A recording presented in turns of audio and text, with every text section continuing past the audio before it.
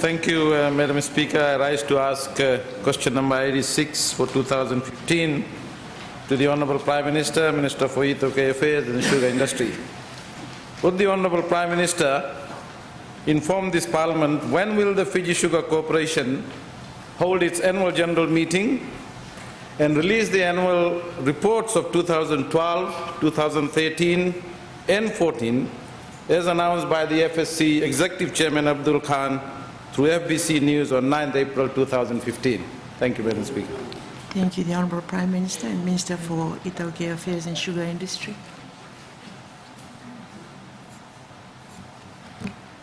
Thank you, Madam Speaker. Madam Speaker, I rise to respond to the question posed by the Honourable Member. I think he has made it, the Chairman has made it quite clear that the Fiji Sugar Corporation has made an announcement in the media, will hold its annual general meeting on Wednesday 27 May 2015, when the annual reports for 2012, 2013, 2014 will be released. And these annual reports, Madam Speaker, will of course contain the audit accounts for the past 3 years. Thank you. Thank you. The Honourable Prime Minister. Madam Speaker, supplementary question.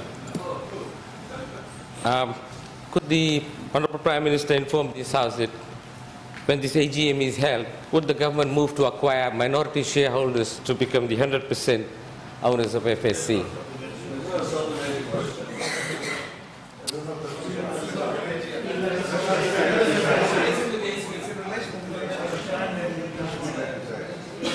The question merely asked when the annual general meeting is going to take place and also whether the annual reports will be submitted. That question has been answered. That is a question that could be submitted to the Parliament at a later date.